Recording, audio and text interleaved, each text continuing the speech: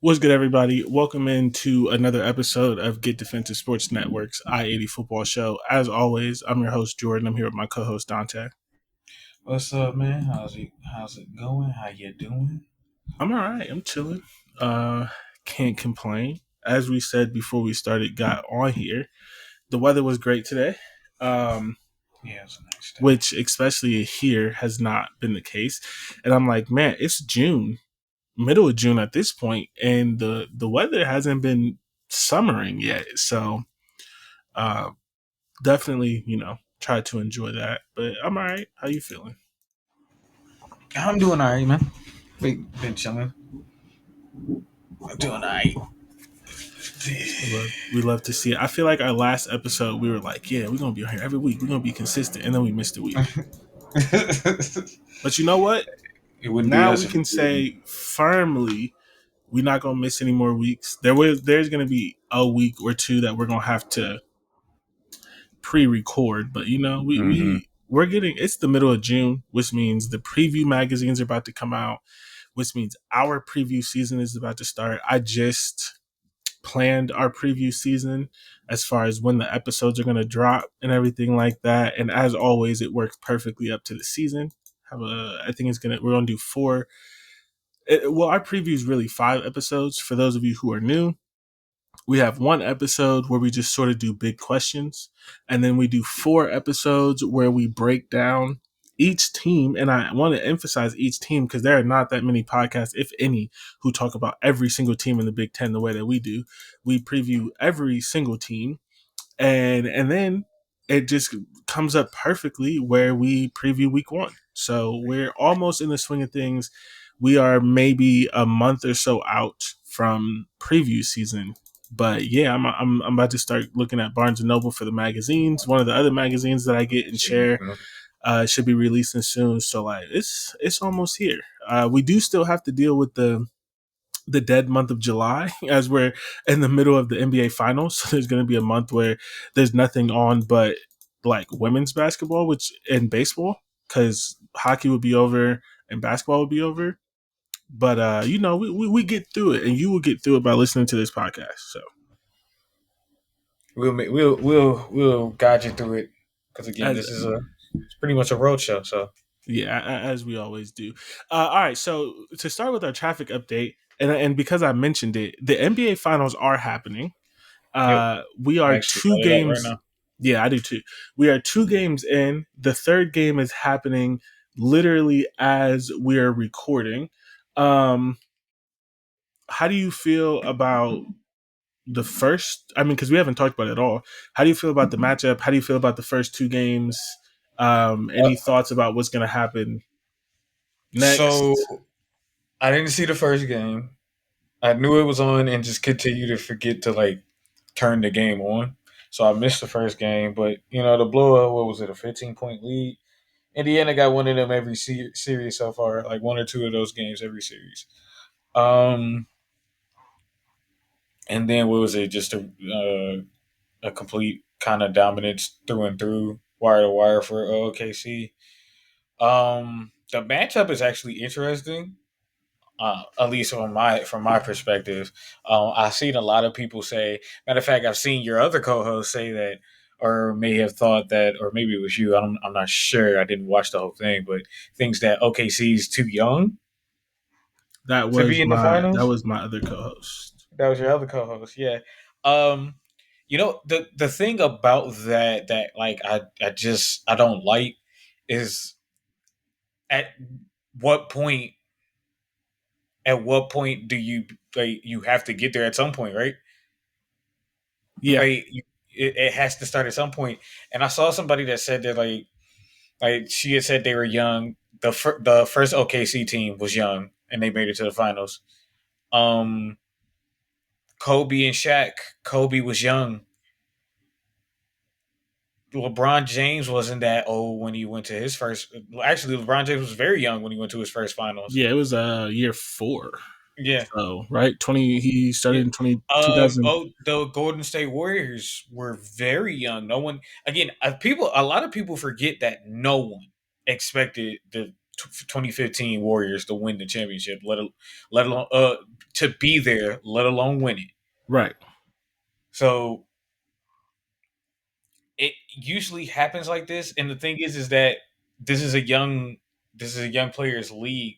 It's been that way for about a while now. Again, Giannis young, Jokic young. Um, the Boston Celtics have been doing this since the jump. They've been young and been in the conference finals and or in the finals, and they've been young. I don't. What Well, is it? What do you?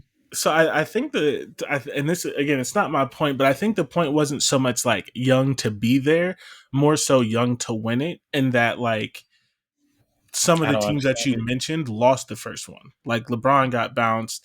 The Celtics got bounced a couple of times. Obviously, the Warriors won.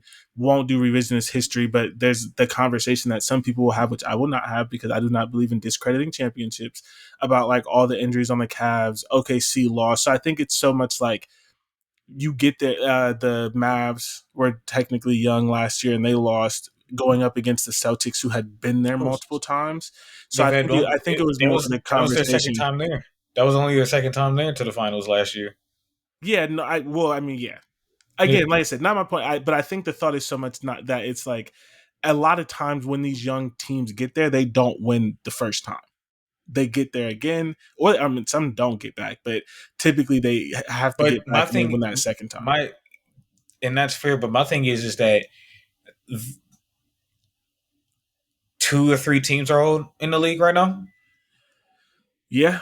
I mean, you can't really say that the Pacers are experienced either, to be at honest. all. So So like, my thing is that coming out of the East, if you think about all the teams that were coming out of the East, Boston still a young team, experience at least going to the finals. You had the Cleveland Cavaliers, and I guess Indiana or like the Knicks. Those four teams. Those were the four teams that people really expect coming out of the East. All inexperienced or not that much experience in the playoffs besides the Boston Celtics, but still young teams coming out of the don't West. the Knicks would have had Cat who went to the finals and Jalen When did Brunson Cat go to the finals?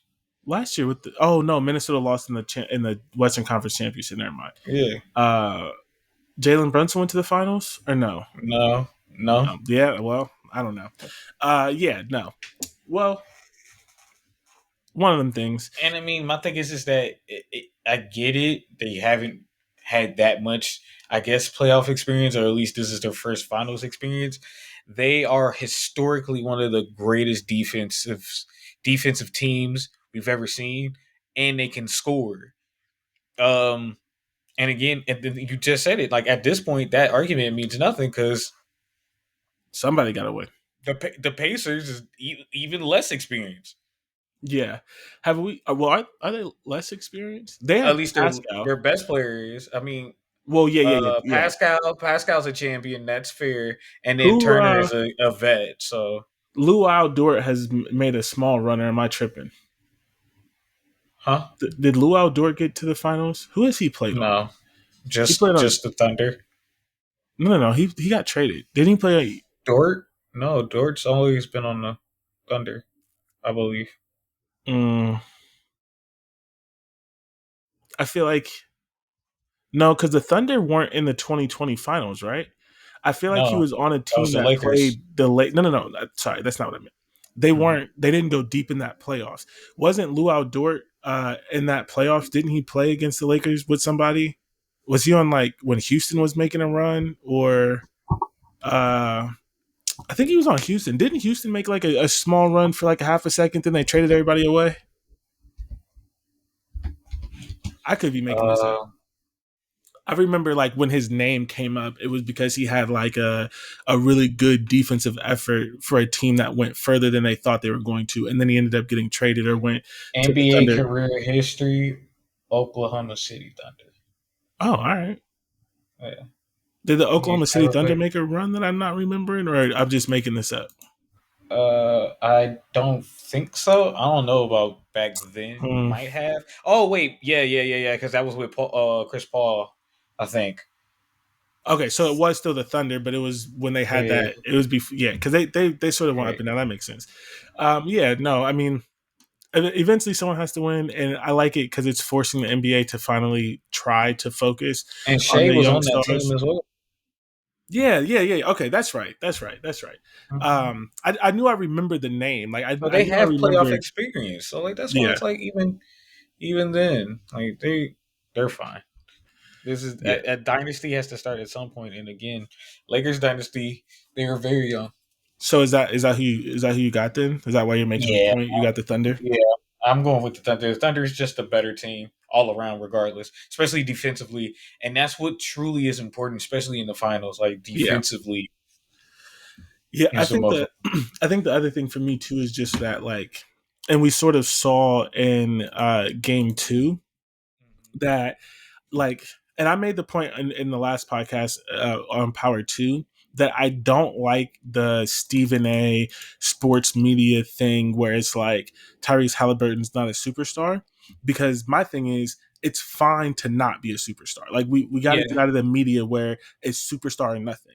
I think he could sit firmly in the star tier. I don't think he's a superstar because for me, if I was going to define that, I would leave superstar at no more than the top eight players and maybe even less than that. And I don't think he's a top eight player, but I do think he's a star. But to that point, to why it's probably going to be the Thunder, is as we saw the last game, he had like 6 points through three quarters, and you just can't do that. yeah, Like it's hard to be like the best player, and no, like his effort wasn't bad, and he was trying to get involved in other ways. But your best player can't have 6 points, especially when the other team's best player has 30. Like I think yeah, he had like 28 through three quarters, and Chet had a bad game in game one. He immediately came back, but to the point of like the better team and also sort of the depth. And I don't care what yeah, anyone says. I know in football and in basketball and all these things, and even in baseball, we talk about offense, but like defense still wins championships. The Yankees yeah. lost to the Dodgers because they made a shit ton of defensive mistakes.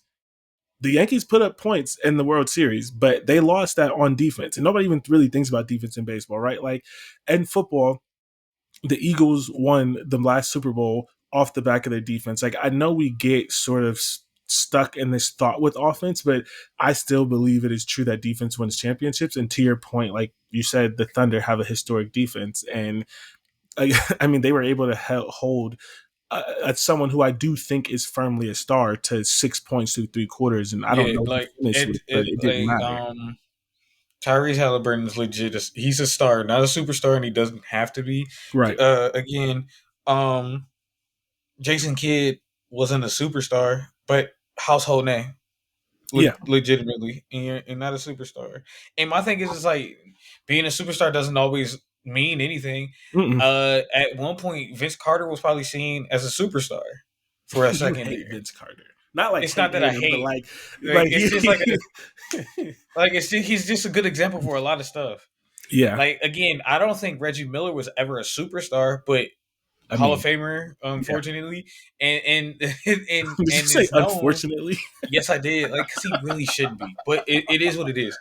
Like, and again, people know him. People, you could have people have stories and things like that. So he has his moments, and I think Tyrese Halliburton is a good player, really good player. Yeah. I don't think he's consistent enough for this team to beat the Thunder Yeah. 4 games out of 7. That's fair. So sort of related question, but unrelated. Uh, what do you think about the nickname "The Moment"? Have you seen that they've been trying to push that? Yeah, and the reason why is because they don't want to go with what the people have chosen. Yeah, they don't want to That's go why, Haliban. yeah, the this Holly is this Band. is this is an independent podcast. We can say it. They don't want to go to Mhm. Haliban, They don't which want to I use the mean, Holly Band. I don't know if you can go on ESPN talking about the Halibans. No, but um, it's a hilarious because I get where they're going with it. It's beautiful. It's a beautiful nickname, yeah. and it's terrible for marketing. So you So, can't. what is the genesis of the Haliban? Obviously, I get the top, but like, where did The, it? Like, what's it it's relate because to how he plays? it's because it like he kind of it. How do I explain this? It's because they've won these games, these games where they like come back from a big deficit and won at a game winner, and he's usually the one hitting the game winner. So like it's kind of just like a breaking your heart type of thing. Like how how heartbreaking and sad it was. I guess so. 9/11. It's a crazy. It's like because he takes your heart, and at the same time his name is Halliburton, so it just works. Yeah, It I just got you. works.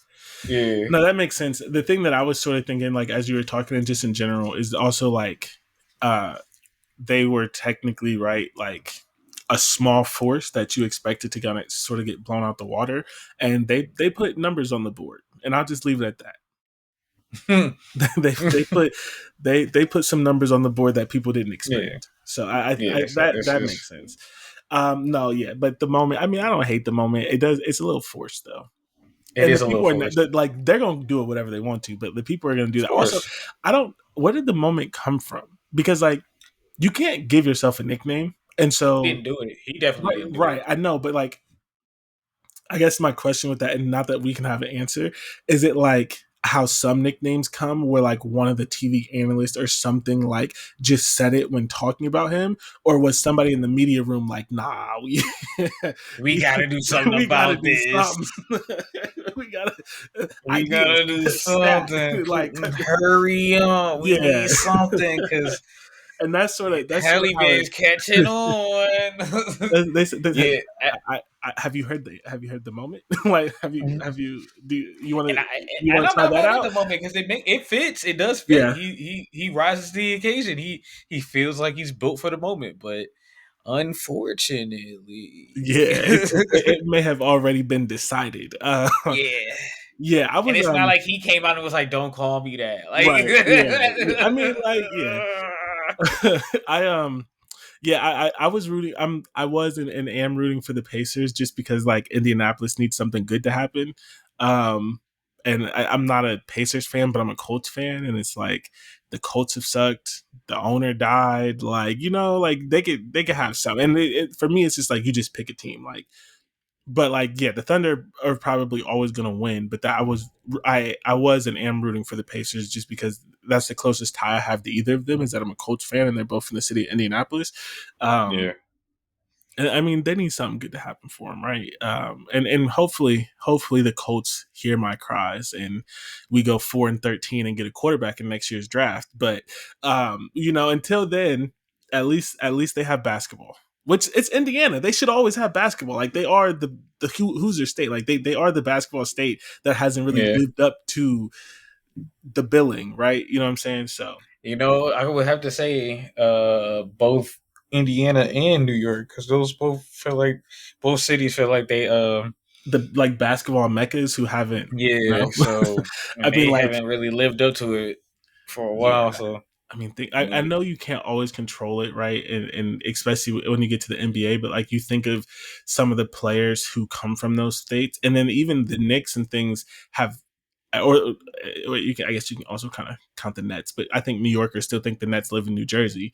You think of the players from New but they're York, in Brooklyn. yeah. You think of the players from New York who have played for those franchises, and still it wasn't enough. So that's what can you do? Yeah. Yeah. Any any final thoughts on basketball? No. Yeah. So in college football, and I'll be quick on this because we spent a lot of time on this on the Power Two podcast, and hopefully, if you listen to this one, you listen to both. I'm mainly opening this up for your opinions because you haven't had a chance to talk about it. I sort of gave all of mine. But the House versus the NCAA settlement passed, which for those of you who don't pay attention or don't listen to both shows, essentially what this is teams can now do revenue sharing up to $20.5 million. It also has some, and that has escalators to go up to potentially $33 million by 2035. And basically, the way it works is every like it goes up 4% each year. And then every 3 years, they can do a review based on the last 3 years' data to say this was too much or this is not enough, and they can reset the cap. They also have $2.3 or $2.4 million in back pay for college athletes from 2016 to 2014. There's some other things in there, like some NIL protections, basically saying like, if I am Nike and I want to pay you What up, Dante, Jay? that's What up, fine. I Senpai? can do that. I can pay you because I'm Nike, and Nike's not going to pay someone just anything. But like, Right. if you local car dealer want to pay me, like it has to be a value. They're basically trying to stop the I'm going to give $8 million to a freshman quarterback who's never touched the field. They're trying to get rid of pay for play. So there's a new thing that they're calling NIL Go, which basically means you have to self report NIL earnings, NIL contracts over $600.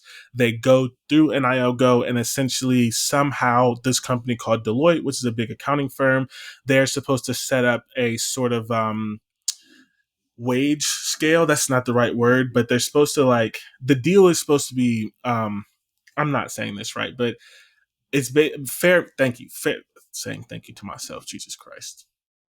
They are supposed to set up fair market value. And Oh, so okay. basically, you submit these deals. If it's fair market value, it gets approved. If it's not fair market value, they counter. It's almost similar to NFL arbitration and MLB arbitration. They counter, and the player can accept the counter, or they can go back a second time. if it if it gets denied a second time, then it goes to arbitration, which essentially the player is like, hey, I think I should get this is what they're saying.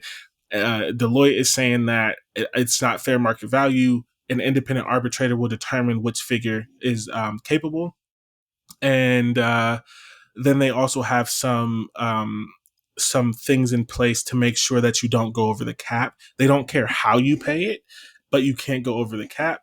And the last thing with this, before I let you give your opinion on it, is they created the College Sports Commission, which is going to be the enforcement arm over the 20.5 million cap that has the 4% escalator and the NIL fund. And basically, the way the College Sports Commission is going to work, and it's actually nice to do this today because I just listened to a podcast about it from the Big 12 commissioner. Essentially, anyone who is agreeing to the revenue sharing is going to have to sign an agreement that says, I am going, like, I'm going to do this, and the College Sport Commission has the ability to monitor this. So basically, the biggest problem that the NCAA had, right, was enforcement. Schools and people could just sue them. They're essentially going to sign something that says, like, we are going to abide by these rules, and therefore we are also going to abide by the punishment. In my opinion, what I think happened, because this College Sports Commission is set up by the Power Four, basically they all went together and they said, what enforcement is, one, going to work and also we can stomach. And so they came up with the rules, they came up with the things, and everyone has to sign in. So ideally, there's no longer going to be, you got this punishment, now I'm suing, because you agree to it. It's just like if you go to a gym, you agree to the rules. It's just like if you join a fraternity, right? You agree to the rules. Like, you're signing into these rules. If I'm not in this fraternity, the rules don't matter. But if you're in it, you pay the dues, you do the things, right? Because it's optional. Okay. But because you are in it, you agree to give the, because if the schools don't opt into it, there's no enforcement. And that's the problem that the NCAA had. So all the Power Four schools are mandating that their schools opt into it because they're the ones essentially creating this. Any other school can opt in or opt out. But if you're in it, you have to follow the rules, and there are going to be penalties such as fines, such as a reduction in salary. Basically, they can reduce how much money you can give to your players. There's rumors that they can reduce the number of transfers you're allowed to bring in, and they can. The other one that I saw was coach suspensions. The reducing the transfers and reducing the pool makes me believe that, like, this legitimately came from the schools, because if, like, the Big Ten wasn't willing to support this, like, that rule, like, that wouldn't come up. Like, the Big Ten wouldn't be like, you're not going to be able to tell my schools how, what they can do with transfer. Same for the SEC. So in an ideal world, that's how it would work. My spiel is done. Thoughts? Um, it's a it's a good thing they finally got something. because like they legit had nothing. So it's a good thing they have something. Um, Revenue shares actually makes the most sense because the whole thing is that these kids are legitimately at this point $1 billion business. Yeah, So multi-billion-dollar business. yeah, multi-million billion dollar business. So revenue shares make something. 20, what is it, 20 something million? It's 20.5 in the first year. 20.5 each school gets to pay out to kids as a revenue share. Yes.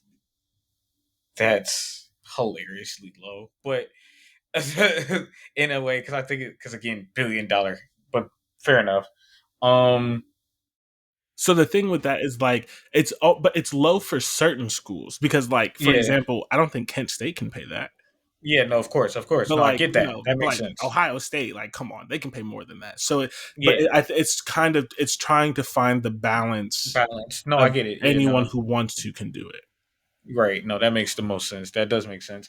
I like the idea because again, it does have a regulation. At least gives some sort of boundaries because again, these kids were just you know I can transfer at any time because this school decided to give me $400 million or whatever. It's never going to be that much, but you know what I mean. Yeah, But yeah, the I like the idea. I like where yeah, it's going. It might be that we'll have to see how it goes, but like how it's actually implemented and how that works. But I'm not mad at the idea. I like the idea. I even like the fact that like a school can lose transfers, or I guess they should probably put a cap like on transfers, how many times you can transfer, especially for the reason if you're just transferring them. If it's transferring for playing time, that's fair. But if you're transferring because you got offered some money or whatever, or I guess that wouldn't be a thing anymore. yeah. I don't know. Like that Yeah, hasn't been in there. I think that's also going to be a lot harder to manage. But I right. think for me, the most important thing with this is the opt in, right? Because Hmm. technically nobody opted into the NCAA. It was just there. And so It was everyone just could fight yeah, it. But again, right, like if I give you membership to something and in that membership it says your dues are due here, you can't do this, and that, and you sign into it, you agreed to whatever that those rules are. right. And so Yeah, with this being new, the only way it works is with enforcement. And the only way the enforcement works is you can say, yeah, you're not happy that I'm reducing your pool, but here's your signature. This signature that you say that I will agree to this thing so I could be a hmm part of it. And I think what comes with that is if you are not abiding by it, they can kick you out. Like I haven't said that, but and I imagine that that won't happen, especially I for can sports imagine that to schools. be a thing. Like But like, if you violate rules or something more than what 3 times, then you get out something like that. yeah, and like they can't Yeah, kick you out the NCAA, but they could kick you out the College Sports Commission, which then means you can't revenue share with players, which then means that's basically the death penalty. Because at a certain like you're not like if you can't pay your players, they're not gonna go. yeah. So again, this is all in the But again, they ideal can world. always find other ways to pay them and stuff. But yeah, So that is the other thing because I am not an optimist when it comes to this. And the one thing that I wanted to say about this is a lot of people are saying like, "Oh, this is going to level the playing field." This is going to no, it's not. There's nothing ever that is possible that can level the playing field that the top of the sport is going to agree with. Like at the end of the day, right? The person who got hired for this was hired again by the Big Ten, the ACC, these Power Four conferences. They are not going to sign up for something that hurts them. yeah, This makes the sport better for the players. It provides better rules. It makes it like essentially this sport did need some rules with all of the changes. And we were in the wild, wild west where anytime someone came up with the rule, you could just sue and do whatever you wanted to. It does that, but like this isn't going to make Kent State, Ohio State. This isn't going to make uh, um, Middle Tennessee State, Tennessee. You know what I mean? So like, I don't agree with the sort of thought process that this fixes everything. There's also been like conversation in like the media that this is going to bring back the bag man, right? Where like schools are gonna start paying under the table again, and things like that. And but honestly, for me, I just don't care about that. Like, I really don't care if the players are being paid. I don't care how they get paid, but it does allow a legal arm for them to get paid, which to me is most important. If you Yeah. want to legally give him $100,000 and then under the table in a McDonald's bag give him another $100,000, that means nothing to me. Like I'm not pocket watching. I just didn't like that you couldn't give him no money at all. And then if they Yeah. did get that money, they lost everything, like Reggie Bush and so on and so forth. So not here to say Like that this is they're out of perfect. school and all that. Like Right. that's incredible to me. Yeah. Not Is not does the NCAA have medical? Do they has they implemented like medical in like an insurance policy even if you're not on the team anymore because of injury? yeah, they did that in like 20 somewhere between 2011 and 2014 because that was Okay, another I couldn't lawsuit. really remember. Yeah, Yeah, I 'cause that couldn't was really remember if that ever yeah. because yeah, that was so crazy. Like it made no sense to me. Like you could kick. I got kicked off the team because I got injured doing this for you, and now you're not going to even pay for the medical bills that I got Yep. hurt doing for you. Yeah, so as long I don't know I don't remember They're exactly not how it they're not workers. I don't remember exactly how it works. The insurance only covers something that happened in the program, basically. Mm-hmm. So like I think like Mm-hmm. the NFL's insurance goes further. So like basically like right, like if you tore your ACL and then 10 years later you tore it again, like your NFL insurance, you have insurance. I think in college, if you tore it Mm-hmm. and then 10 years later it's a new injury, like it doesn't go that far. But like if you are having this injury, it's taking you a year or two or three or whatever to heal, like it's like a continuous thing. I think it does cover that. And then the other thing that Okay. they did is they continued the scholarship. So like if a player medically retires, you still get your academic scholarship, but it no longer counts against the The 85 school. scholarship count. Yeah. So Yeah. the kid isn't Or the team. I screwed. mean. Yeah, it doesn't Mm-hmm. count against the team, but the kid isn't screwed. The kid doesn't lose their scholarship. So that stuff happened in like somewhere between 11 and 14. Okay. Yep. So yeah, that is sort of where we are in the sport. And the last thing that I want to say about this, and I said this on the other podcast, you're going to hear a lot about it. We're going to talk about it. The media's going to talk about it. The coach is going to talk about it. Everyone's going to talk about it. And all I'm going to say, not that I carry the most weight in the world, is we just don't know for like 3 years. 3 to 5 years, like just give it some time. Like just give it some time. You're gonna hear the rumors. You're gonna hear this thing. Ohio State's paying this, and Texas playing this, and this high school quarterback's getting 10 million, and this running back's getting five. Like, and a lot of times, even especially with the NIL stuff, a lot of times it was lies. So Mm-hmm. obviously, you have to talk about things, right? But in reality, as with any good thing, you can't really talk about something and reflect on something until it's happened for a couple of years. And so we won't know for I think that first 3 years if this is working or not. So we'll see. But I think it's a positive step at least. Yeah. Cool. So moving on to our road trip segment. This week we are ranking the coaches in the Big Ten. This year, we do this every year. But as I also say every year, we get better at this every year. And one of the ways that we get better at podcasting is we finally put rules in place so that we were talking about the same thing. Because we were just kind of going at it and not going at it as in arguing, like going at it as in like I would do it one way, Dante would do it the other way, and it didn't always make sense. So this year we have loose rules in place to kind of help us with this process with the ranking coaches. And so basically, this is how we're ranking the coaches. Who These am are I the missing? rules. We are ranking all the. We're looking at the coaches in the Big Ten. There are 18 coaches. We are only doing it based off the last 4 years. We are looking at how we want to rank them based on the last 4 years. We are not looking at their entire body of work. And I want to say that again for anyone who decides they want to argue with us. We are only looking at the last 4 years. That is 2021 through 2024. The reason why it is 4 years instead of five is because the pandemic year does not count. That was fake. Next year, we'll do five. Every year after that, we'll probably do five. But for this year, it's four because Give me going back some. to 2020 just doesn't make any sense. The second part of this rule is the coach had to be coaching consecutively for 3 years. That means we are not ranking new coaches. And a sort of weird piece of the rule, there are two other coaches that are not being ranked as well. That is Matt Rule. because he's only been at Nebraska for 2 years. And 3 and 4 years ago, he was in the NFL.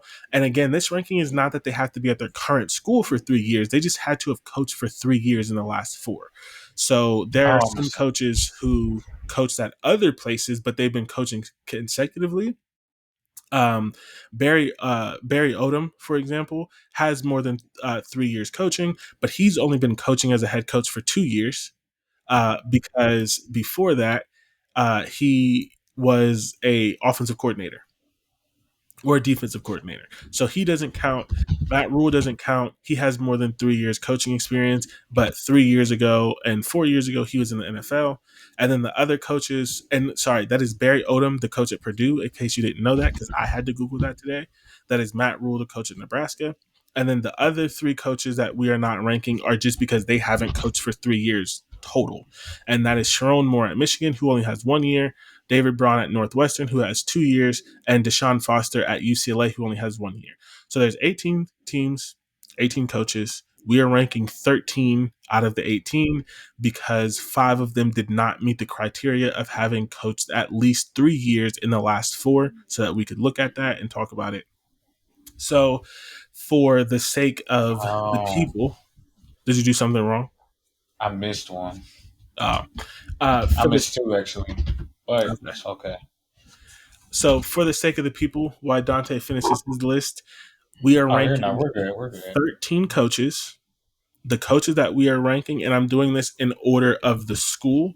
We are ranking Brett Bielema at Illinois, Kurt Signetti at Indiana, Kirk Ferentz at Iowa, Mike Locksley at Maryland, Jonathan Smith at Michigan State, PJ Fleck at Minnesota, Ryan Day at Ohio State, Dan Lanning at Oregon, James Franklin at Penn State, Greg Schiano at Rutgers, Lincoln Riley at USC, Jed Fish at Washington, and Luke Fickell at Wisconsin.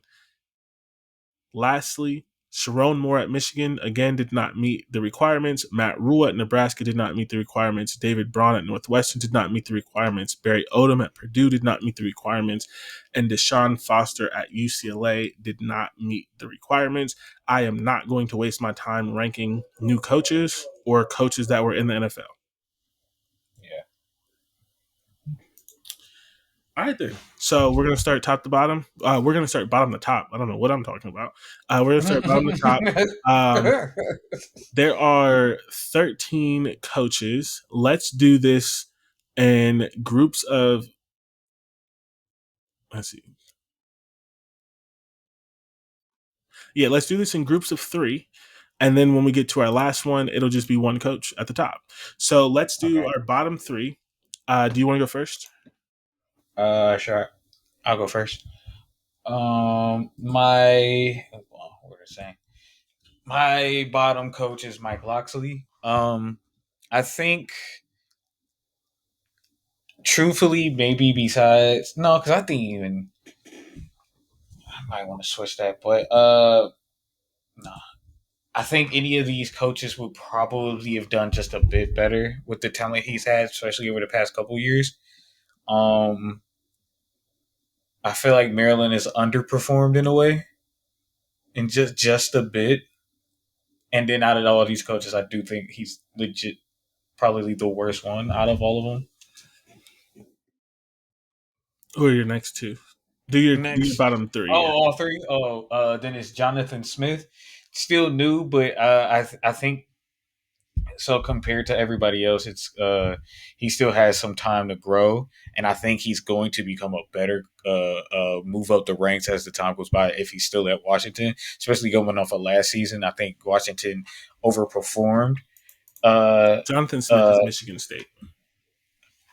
you're right. You're right. I'm looking at.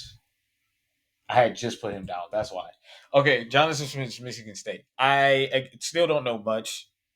I haven't paid. I didn't pay that much attention to Michigan State, but they did. They were battling.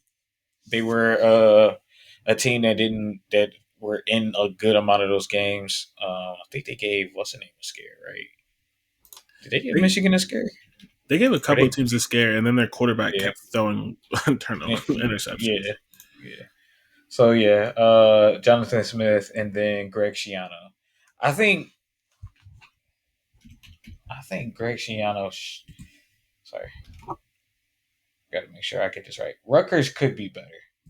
They've had like moments where you thought they're always battling for a bowl game at the end of the season. I don't think that should be a thing, especially what was it, two seasons before? Yeah, Yeah, yeah. I think the interesting thing with the Rutgers, last game is literally getting you're battling for a playoff spot, not a playoff spot, a bowl game. yeah. Rutgers, man. So I would do my three. We actually have the same bottom three, just a slightly different order. My last Yeah, coach is Mike Locksley. If you've heard me do this for the last 3 years, I do not like him. I think that he has that's severely true. You know, underperformed.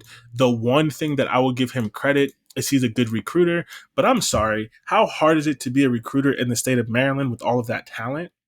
And the biggest problem that I have is his recruiting rankings always look better because he gets 5 stars, but then they all transfer after a year or two. Like he transfer doesn't after a keep year. them. And he's in Maryland. There's a lot of talent. Like I'm not saying that Maryland should be a national title contender, but I am saying that I do think that he has underperformed a little bit to his sort of expectation. Greg Schiano, I have at 12. I will say this: my top 12, I do not like Mike Locksley at all. My top 12, I do like almost every coach on this list, but they had to be ranked somewhere. You know what I mean? Like Yeah, I yeah, think like the way that I would couch this, right? And for those of you who don't know this, it was a running bit for like 3 years where I just named coaches that I wanted to get fired, and almost all of them have gotten fired.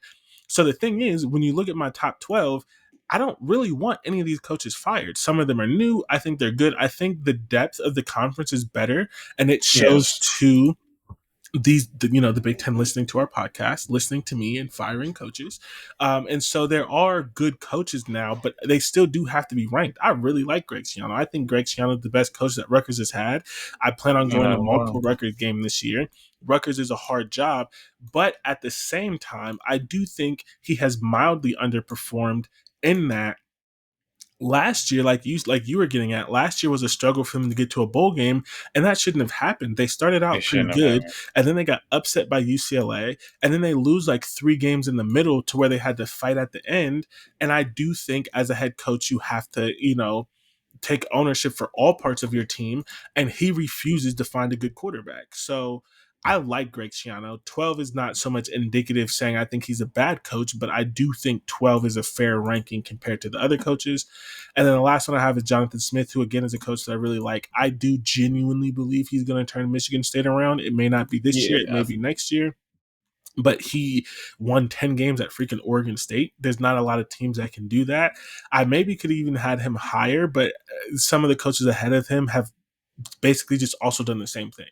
Like when we get to our and not next, only that, they've had success in the Big Ten in some yes. form of fashion. And while he is new to the Big Ten, he has not had said success yet. Yes, yes, So, yeah. okay. 10, 9, and 8. Who do you have? I have Jed Fish at 10, PJ Fleck at 9, Lincoln Riley at 8. Um, I like Jed Fish. I actually really like Jed Fish. And that's what I was just talking about with Washington earlier. They were expected to fall off, and they didn't fall off that much last year. Nope. And that was his first season there, correct? Yes. Second season. Oh, first First. season. First season. And they gave USC a scare, Oregon a scare, Penn State a scare. I think those are the three teams I know the first two I'm correct on. I don't remember if they played Penn State or not. We can find out. We can. But yeah. It's funny. We talked about it all last year where it's like, wow, Washington is just a Big Ten team? Like Yeah, instantly? yeah. They've like, always they like, fit in really well, huh? They yeah, they they they were fun to watch. And in yes. a Big Ten sort of sense, like, but this is a Big Ten show, right? Like, if you don't like the Yeah. Big Ten, I'm sorry. Why are you here? Like, you can stay because we'll make you love the Big Ten, but like, why are you here? Yeah. They were a fun team to watch, and Mm-hmm. the thing with Jed Fish is he's a coach that like I fully expect if he stays, and the if is a big part here because he does have It's definitely a big NFL. if. He has NFL desires, but if he stays here, they're going to make the playoffs in a couple of years. Like Oh yeah. Oh yeah. So Penn State's not right. They lost to Penn Okay. State 35-6. But you are right about Oregon. You are right about USC, and the other one that you're thinking about is Michigan, which they beat Michigan. They beat Michigan. I But do know that. that was early enough in the season that it still surprised people. But yeah, Penn Yeah. State smacked them up. Okay. Yeah. But like, I mean, they beat USC, which Yep. you And like. that We can do the revisionist history and say that wasn't impressive. But where those teams were last year, that was impressive. Like, I don't believe in because revisionist they're history. always going to, and the thing is that especially at that point of the season, beginning of the season, everybody is going to keep thinking USC is going to be something because of Lincoln Riley. Lincoln Riley will has a chance to fall down on my list legit next year. It's actually I think he's been falling down every I since think he's he's been keep in. falling down. Yeah. Yeah, for me. Yep. So I I I like Jetfish, and I think, like you said, if he stays, they have a chance of making the playoffs. I think they even have a chance to sneak into a Big Ten championship game at some point. That that one's that one's a little harder for me. No, it's not that hard. I could see it happening. Not, I I mean, can not see it. Yeah, like I four guess we years or couldn't so. get Like, I a could easily podcast see this week. Oregon So having a yeah, bad year, something like that. Like, I yeah. think Jedfish can build something at Because Washington. I can think like Washington could get up there where it's like because it was Penn State, Ohio State, and Oregon last year that could have competed for the Big Ten championship. I think Yes. they could sneak in there for a couple years and be one of those three, maybe even four teams that competes that could be in that discussion for it. Might not Yeah. get there, but are in the discussion. Or even like Indiana last year, where it's like Indiana needed Mm-hmm. two teams to lose, but they were technically in the conversation up to Mm-hmm. last week. Something like that. I could see that. Yeah, yeah. Any let's PJ save Lincoln. Flag. Let's save Lincoln Riley, but PJ Okay. Fleck. PJ Flag, been disappointing, but I think, of course,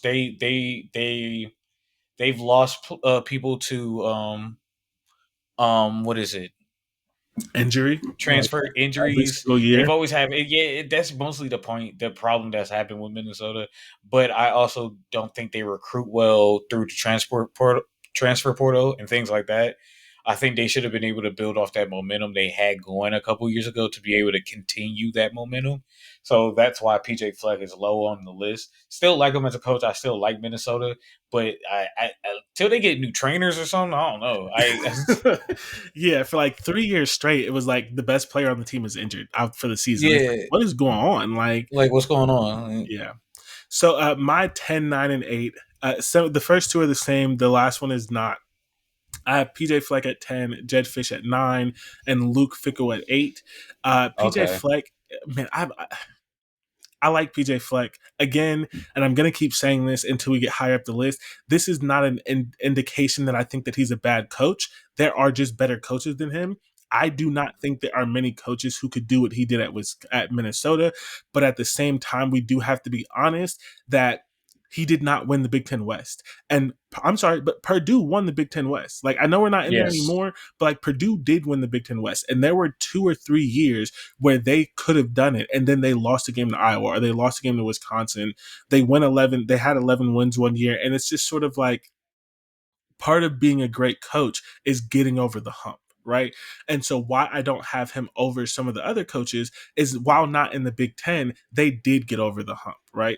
And so, but I mean, I'm a big fan of PJ Fleck. I think that he's going to have Minnesota consistently. But at the same time, it's also unfortunate because Till he when you becomes a add in, coordinator in the NFL. right. But like when you add in the four teams and you get rid of divisions and things like that, it really feels like Minnesota has lost their chance.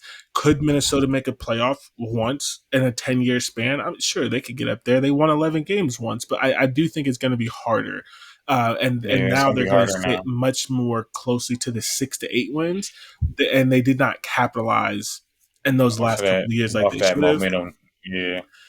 Jed Fish, his like we already kind of talked about him. His biggest thing is longevity. He wants to go to the NFL, but if he stays, he will get Washington back into a national champion. Sorry, he would get Washington back into the playoffs. I'm not predicting Washington to a national championship, but if you Yeah. remember, Washington is one of the few teams that made the 14 playoffs that wasn't like Ohio State, Bama, Georgia, and Clemson. Like Washington is a team that can get there, and Jed Fish won at Arizona. He is a good coach. And I like what he's doing with his staff. I didn't love his first staff because it was just like higher NFL sons, right? He had Steve Belichick on defense, and he had Pete Mm-hmm. Carroll's son on offense, and I'm like, come on, brother, like you could do better.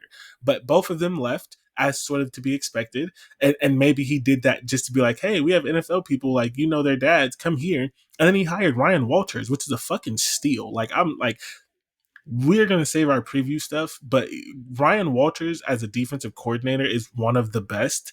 And for him to pull that card, like, Yeah. yeah.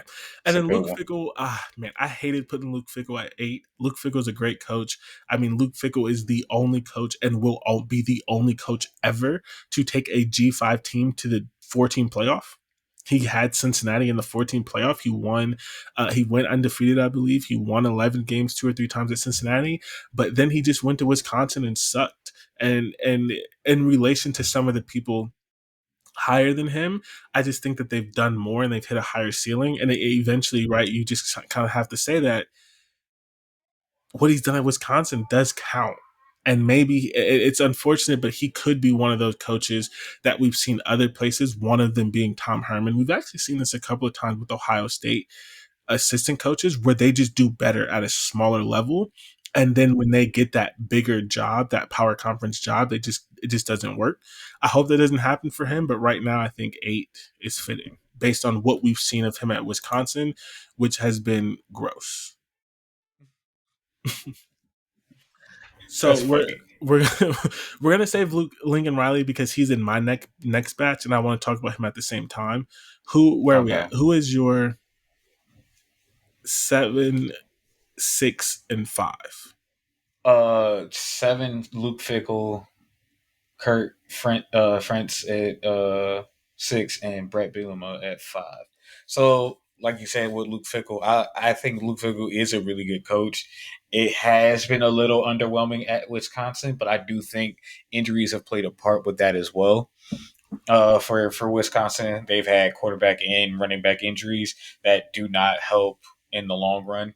I think Lincoln has not Lincoln, but Luke has done a better job at Wisconsin right now than Lincoln Riley or even PJ Fleck has done the past few years in the Big Ten.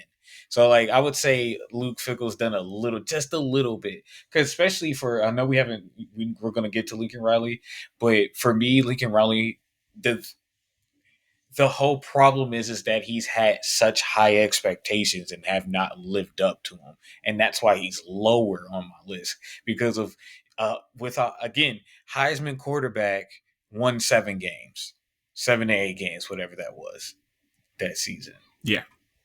and then as soon as that gone, he almost they were fun in some games. Like again, one of my favorite games from USC last year was the Penn State game.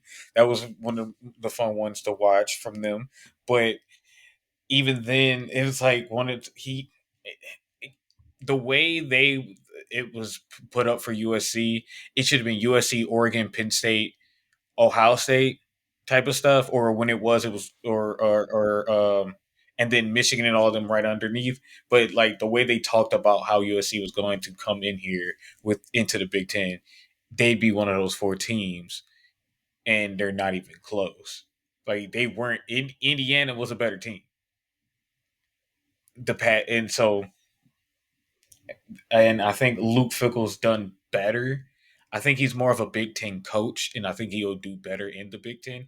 I can see I can see Lincoln Riley leaving before Luke Fickle, and it's going to be a thing where Lincoln is leaving, but we all know it's like he's kind of getting fired. Hmm. Yeah. Yeah. Who Uh, else did you have? You had Kirk. uh, I hate Kirk, talking about this guy, but what do you have to say about he Kirk Ferentz? consistent. I mean, he's mid. He's legitimately consistently mid, and it's not even like a bad mid type of thing. Like I'm not saying he's bad. He's going to get you probably 10 wins more than likely, but it's going to be a very boring, and you're not going to remember it if it happened. Like he's never going to make. I don't think they make the playoffs, even though they win 10 games. They win 9 and 10 games. I don't think they ever make the playoffs, and it's just it's unfortunate because they need fresh air, like a breath of fresh air, both him and Iowa, but it's never going to happen. Not until he retires. He's been there for like Yep. 20. He's actually, I can tell you exactly. He's been at Iowa for 26 years. He's not going nowhere though. He needs to He's there. retire. There ain't nowhere else to He go. Go does. He home. does. He does. Jeez. But until that happens, Iowa's stuck. So they're stuck at being. They're like again. It's funny because the colors match. They're like the Steelers, and in a way, Yeah, yeah. Except obviously the Steelers did have some glory. Iowa's never had that, unless you yeah, count winning the Big Ten. But like that's not comparison to a a championship. Super Bowl. Yeah, Man. and then you had Brett Bielema at 5. I need you to explain this Mhm. one because how is he not higher? How's he not higher? Just Um, we can come back to that when we get to it. But I do have that question. When we're done with this list, I need you to walk me through Brett Bielema not being higher than 5.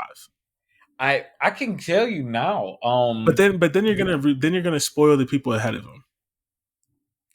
I'd say like this in a way. It's By the way, next year he definitely could be if he okay. does what I think he should do. Like he seems to be on track with Illinois, he would definitely be higher. But right now, I out of everybody in the Big Ten, he's the fifth. He's probably the fifth best coach. He's turned Illinois around. They've been they've been competitive. They've been really good team. I'm a big fan of them, especially since they hired him. But I also the thing is that when they lost their defensive coordinator, the defense did take a dip. So I need him to be able to because even then he doesn't always win the games you think he should too.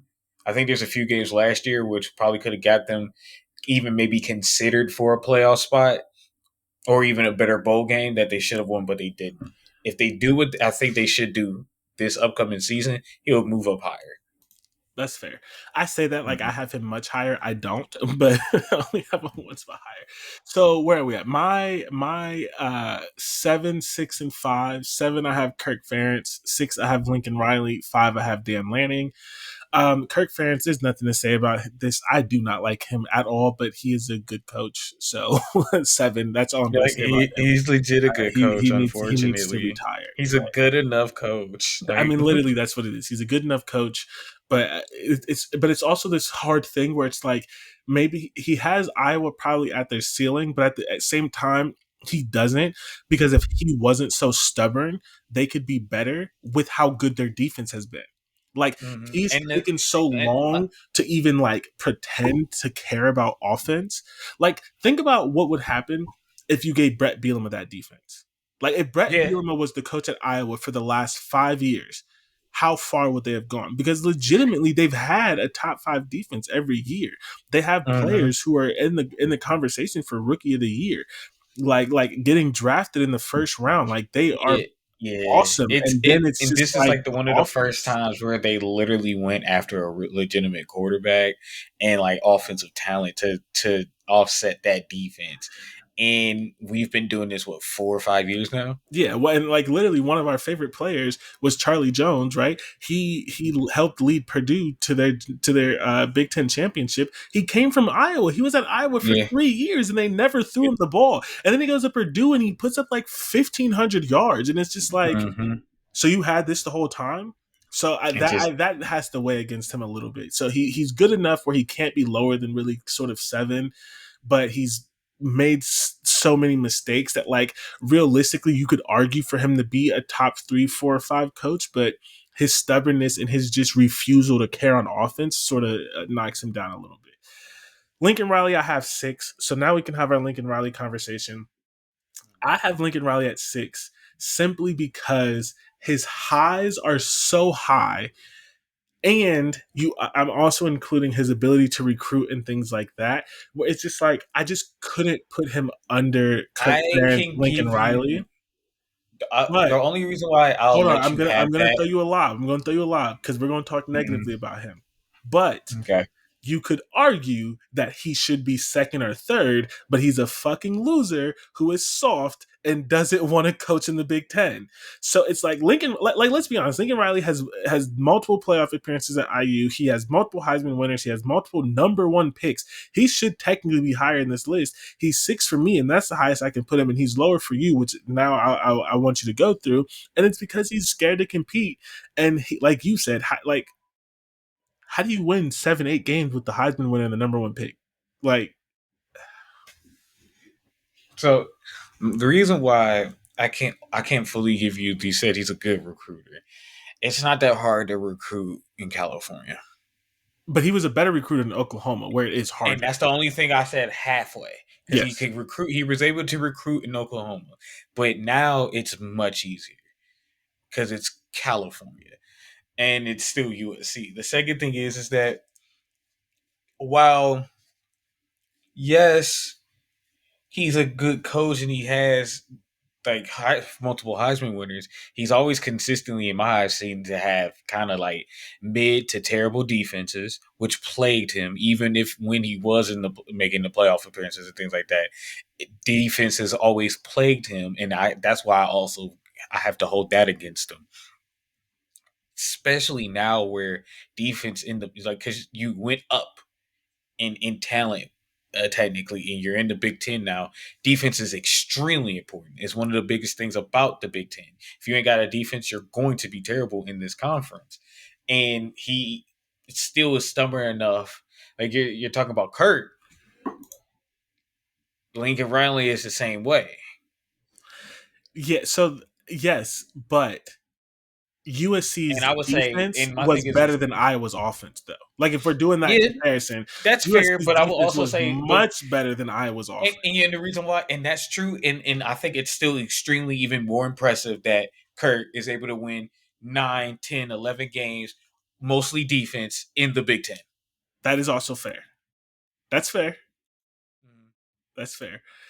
I ultimately I couldn't put Kirk And my thing is or just like it's soon. My thing is just like Kurt still in the Big Ten was still around 9, 10, 11 wins.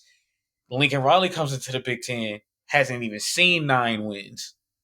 yeah, but you also have to consider that Kirk was doing it in the Big Ten West, which upped a couple of them wins. Because when Kirk got to play Ohio State and Michigan and Penn State, he got smacked up. Ultimately, my thoughts on this is Lincoln Riley, this is your fault that this is even a conversation. Do you hear this? You're being compared to Kirk Ferentz. That's where you are. Like Kirk it doesn't fans. matter who's right or wrong. You're being compared to Kirk Ferentz. Like if you would have told Lincoln Riley or anyone 5 years ago that in 5 years we'd be comparing Lincoln Riley to Kirk Ferentz, My thing is like again, like you had the Heisman winner and you lost to UCLA. like come on, dog. Like yeah. Like So I couldn't put Luke and ultimately like I like Luke Fickell, but the the nosedive that he's taken in the Big Ten is just really hard for me, especially because it comes off the back of just like almost just like stupidity, right? Where like I'm not gonna make this argument. You could argue that Lincoln's problems came from loyalty. I won't make that argument. I think that's stupid. Luke Fickell's problem just like I don't even like he just came in and he thought he could do something that didn't make sense. He thought he could take a team and just destroy their identity, change it on offense, change it on defense. He brought in a dog shit coordinator. Like even again with Lincoln Riley. Lincoln Riley's coordinator was at least good somewhere else before he was bad. Like fair. he brought in a coordinator on offense who nobody thought was good, who didn't make any sense. He had a star running back. He wouldn't run the ball. It's just like like I don't know. I think the decisions for me with Luke were just slightly more egregious when you're also comparing the high of the highs. And so you're looking at two things and realistically you're looking at two coaches who are like mildly disappointing me. Although I just don't care about Lincoln Riley really to be disappointed, but Luke is disappointing me, and I'm comparing them. And I just gave like we're talking about 4 years. 4 years ago, Lincoln Riley. 3 years ago, actually, Lincoln Riley did have a Heisman contender. He did have the number one pick. Like, I don't know. It's hard. But again, if you would have told Lincoln Riley or any of us 5 years ago, this is where he'd be being compared, that says everything. Lincoln, you screwed it up. Like you screwed it up, and pretty soon you're not You ruined it. gonna, you're ruining it. Look at my mouth. You're ruining it. And I will contend if you put James Franklin in California, they're in the national championship. That's all I'm saying. Because James Franklin not hiring than those guys No, as they coordinators. and USC. There was rumors that USC was going to hire that James Franklin wanted the USC job before they went to Lincoln Riley, and I think they should have hired him away from Penn State. But I Yeah, digress. yeah, Okay, they should have definitely done that. who haven't we talked about? So we did Kirk, we did Lincoln. Oh, Dan Lanning. Dan Lanning's my five. Why is Dan Lanning my five? I would just say this briefly because you have him hired, so we can talk about him more there. He just has less time on job than the coaches in front of him. And so for me, if I was looking at who I wanted to hire tomorrow, I would maybe hire him before some of the coaches that I have ahead of him. But I think he has less time on task. And I'm also mildly on fraud watch for Dan Lanning. I think he's a good coach, but like I don't like how he's built his team. For one, I don't really think that is sustainable. He's a great recruiter, but he's also like really gimmicky, right? And I don't really care for him sort of as a personality thing, and that like all of this. Once you get to like the top five, like these sort of things also sort of matter to me. And I just think that like, and this is something that you can attest to. I've said this since day one. I don't think how he's doing it is sustainable. So this is like, yeah, it worked out. He got a transfer quarterback, and then he got another transfer quarterback, and it worked. But then at the same time, it's like I don't know. So this is I think that this is going to be a big year for Dan Lanning, and how this Yeah, year goes could put him back up closer to where you have him. But at the same time, it also does matter that you go out and you win all these games in the regular season and then you get smacked up by Ohio State and then you make excuses about it. But a couple of weeks ago, you were bragging about how smart you were and how you did this rule thing and you manipulated everybody all does these things that. you do in practice and like all this stuff. And then you get smacked up. You almost lose to Every Penn State. You get smacked up by Ohio State, and so it's these are not negatives. I think that he still has a really high future. He's only been coaching for 3 years. He's going to get better. It took Ryan Day 7 years to win a national championship. This is not an indictment on his career at all. But I just didn't feel comfortable putting him at higher than that. And then the last thing I'll say, because this is going to transition into the next guy once I get to him, is I don't think he could do at Illinois what Brett Bielema is doing at Illinois. And so when I'm comparing him, would I hire Dan Lanning over Brett Bielema? Probably, because he's going to get the better recruits and various things like that. But at the same time on task, what he's done, where he's done it, I do think that Brett Bielema is a better coach at this point. I mean, since you are talking about him, I can say that I have Dan Lanning at number two. The reason why I have him that high is that even though coaching for 3 years, successful 3 years, he has his first year in the Big Ten, he wins a Big Ten championship. I understand where you're coming from with the way he's built his team, but it worked. It's worked. It technically, I get it. Anybody can get smacked up any day, Yeah. honestly and truthfully. Especially they weren't the only team that got smacked up in the playoffs uh, during the playoffs. So I that's why I can have him higher. Like where you have James Franklin, who I have at three. It's been in the Big Ten 10 years now, at least a decade. No Big Ten championship. He does have a Big Ten Um, championship. Oh, he does have one. Yeah, Okay. But I don't remember the last time they beat Ohio State. Dan Lanning beat Ohio State this is true. twice. Oh no, not twice. Not Nope. Yeah, twice. just That one. was years ago. That's right. But he's beat Ohio State. He won the Big Ten championship. He won the big game that James Franklin should have won, which was the Ten championship against James Franklin himself. That's why I have them a bit higher, him that higher than my other two, which are I have Kurt at four, Kurt Cinetti, right? Kurt Yeah. Cinetti, and then James Franklin at three. Just because it's not much time, which is fair, but in that short amount of time, it's a great amount of success. Yes. So my So much four. so that when they came into the Big Ten, they were instantly considered a contender for the Big Ten championship with Ohio State. Yes. So my four is Brett Bielema, my three is Kirk Signetti, my two is James Franklin. I will just simply say this because you're sort of getting to a point where you have to like pick hairs and things.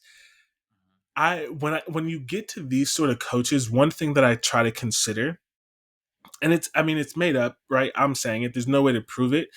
Could Dan Lanning do at Illinois what Brett Bielema is doing? I'm not sure. Could Dan Lanning do at James Madison and Indiana what Kirk Signetti is doing? I'm not sure. Could he do at Penn State what James Franklin's doing? I'm going to say absolutely not.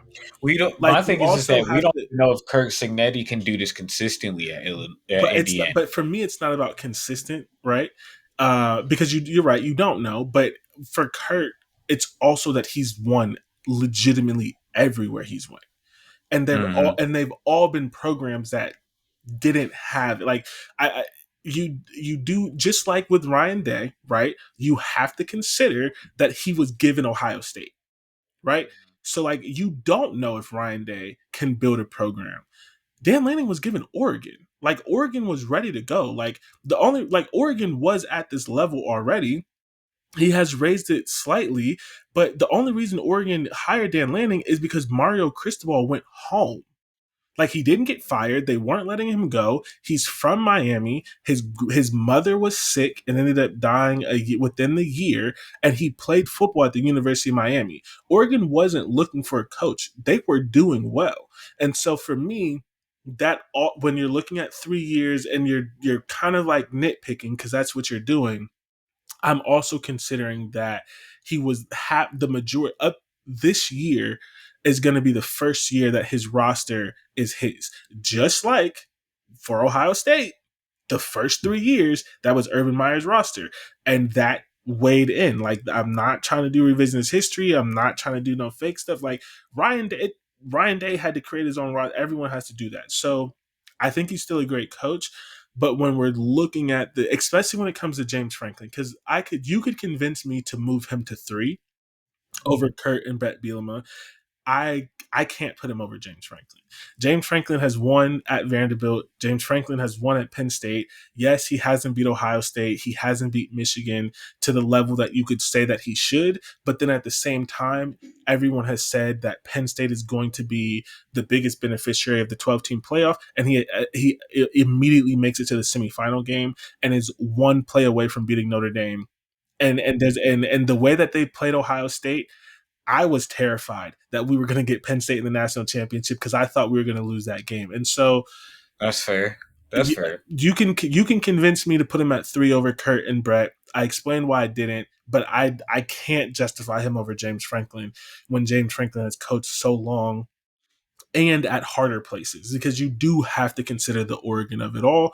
Just like with Ryan Day, you got to consider the Ohio State of it. If the one guy is good at Alabama, you got to consider the Alabama of it. Like this doesn't make them not good coaches, but it does weigh in when you're considering a coach that won at James Madison and at Indiana, and a coach that won at Wisconsin and at Illinois.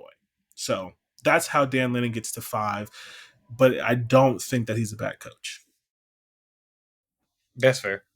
And if he does it again, he jumps. Like I'm going to be honest with you. If he does it again, he jumps. Like it's 3 years. This is his fourth year. This is going to be the year where the team is fully his. This is the year that he's not going to have a fifth-year starter at quarterback, right? Like he lost some of his depth. He lost like this team is his. This is his guys. But I do have some mild like I wouldn't Oregon to me could go 8-4. They could go 11-1. I don't know, and so that also sort of factored. Like, would you be surprised if Oregon went 8-4? Not that you're predicting it, but like, do you see that as a possibility, or you don't see it at all? I'd be a little surprised. I'd be a little surprised if they went 8-4. Okay, so I just said a lot. Is there anyone in your top, your 2, 3, or 4 that you haven't talked about? Did you talk about Kirk, James Franklin? You talked about Dan Lanning. Did you get through the other two? I talk well. James Franklin, I've talked about a lot, but James Franklin is he's legit second or third best coach in the Big Ten. He's probably he's the most tenured, I believe, Yes. here in the Big Ten. No, I Maybe mean, on Kirk Fuentes. it's Kirk because he's been there 26 years. But Yeah, but second most tenured, second most success technically in the Big Ten out of everybody.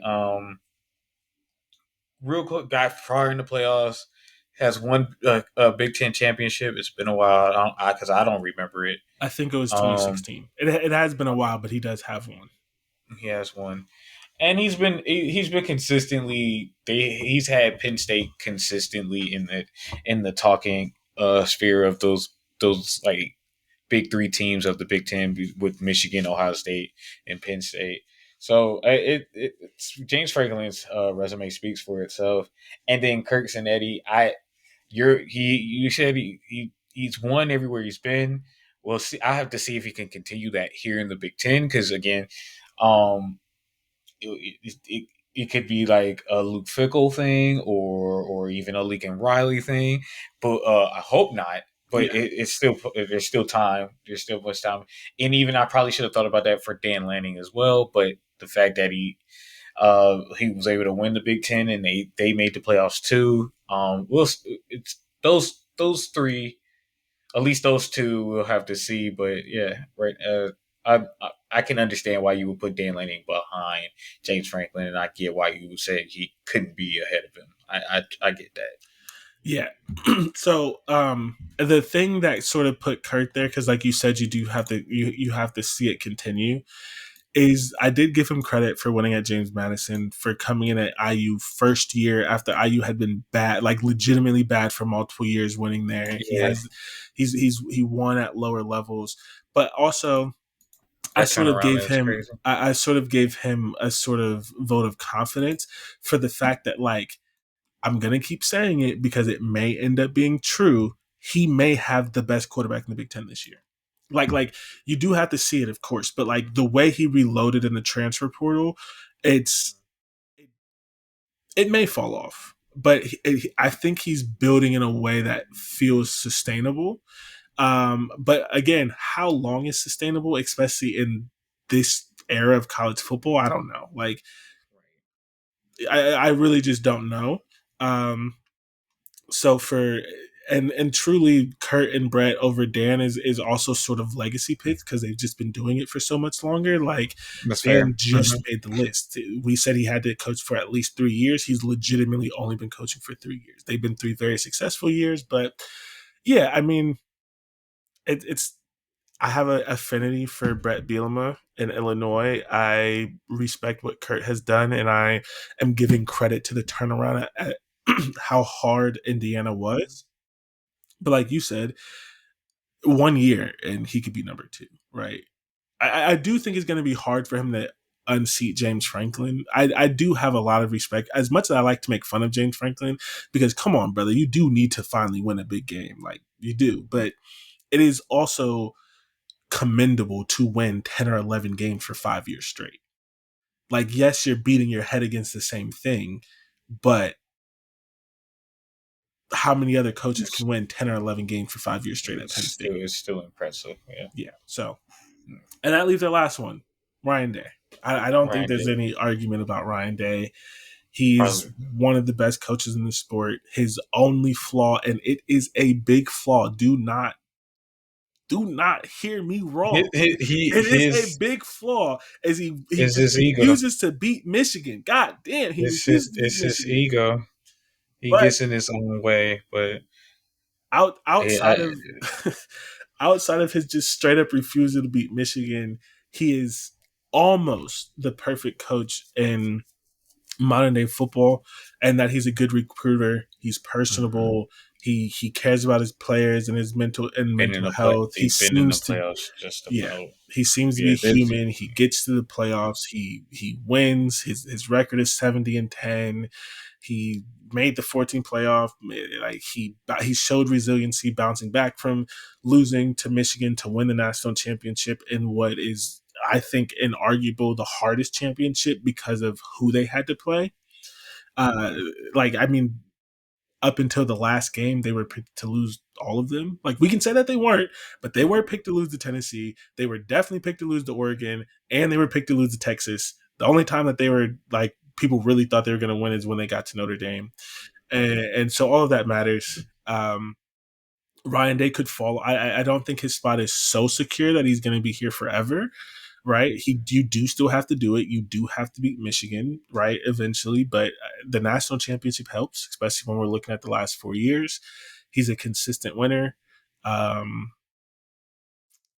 yeah, I mean, I think it'll be interesting how we do this next year if James Franklin gets a national championship, because then you look at James Franklin's full resume, which is longer than Ryan Yeah. Day's, and he has the natty. Like I think that'll be interesting. Or if Dan Lanning gets a national championship or something like that. But for right now, we both have Ryan Day.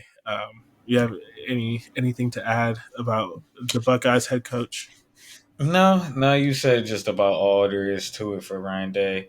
Like I said, his he gets in his own way, but he didn't. He was able to stop that to finish the season out and win a national championship last year.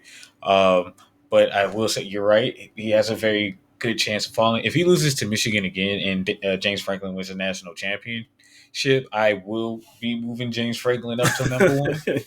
Like he would go to number one for me because then it's just the Ryan Day. That's just you. That's your Achilles heel. Yeah, yeah, That's just it. That's just it for you. That's what it is. So yeah.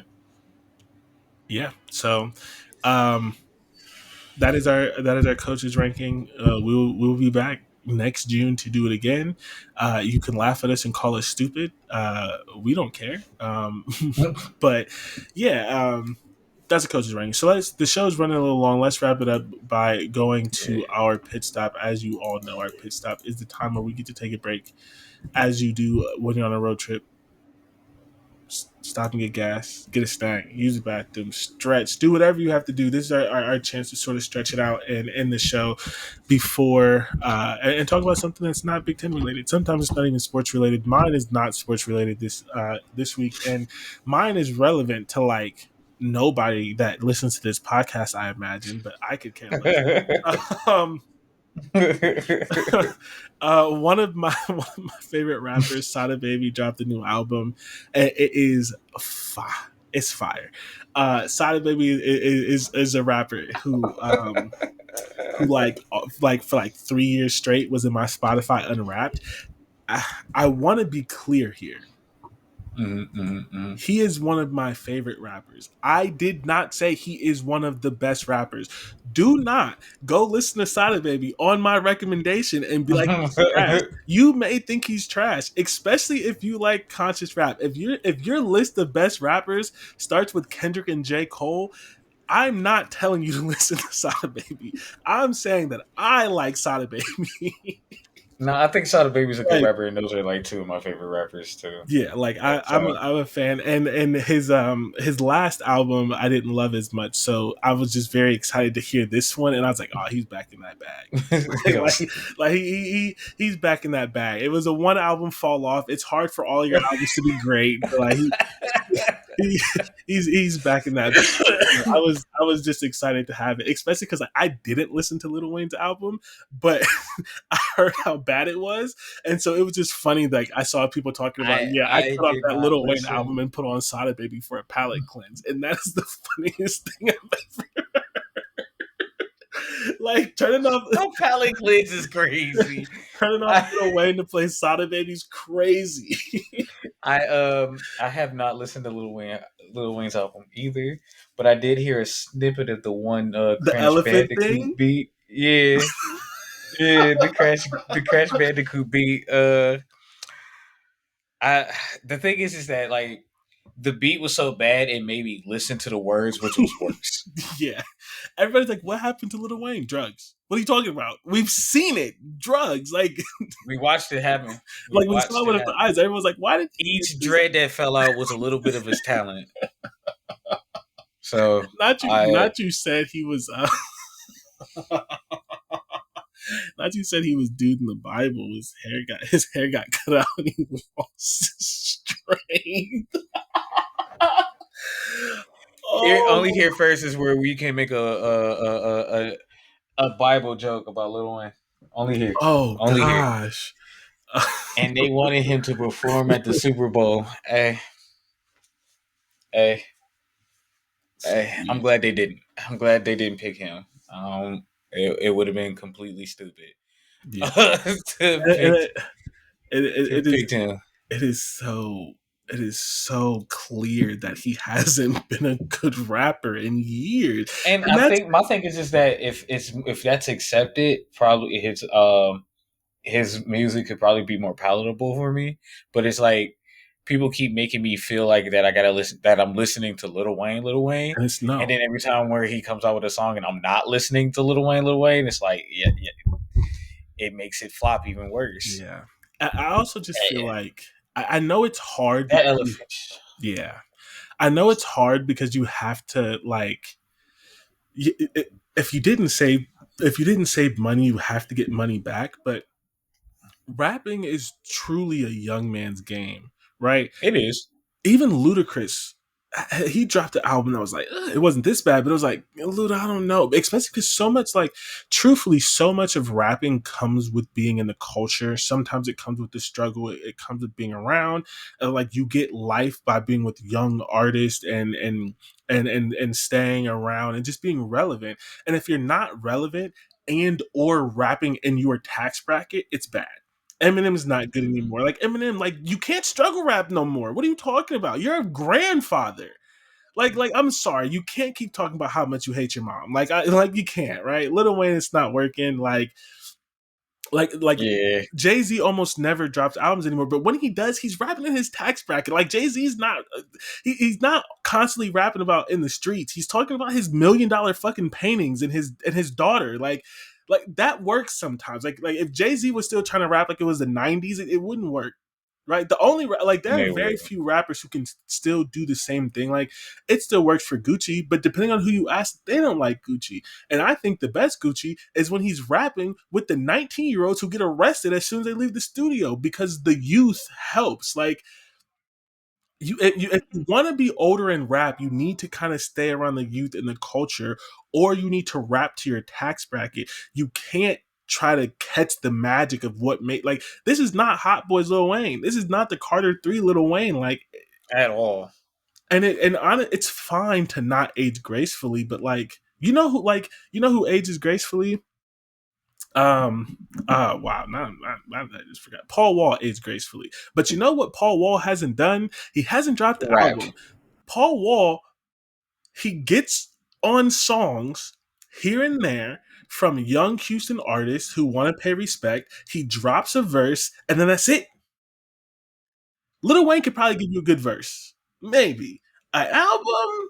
The album sounded like AI. It's like, come on, stop.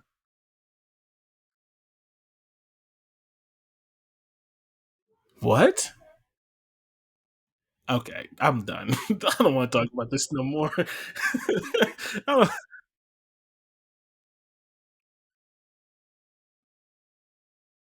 don't Lin Manuel or something. You're about to say something stupid like that about that man's name. That's crazy.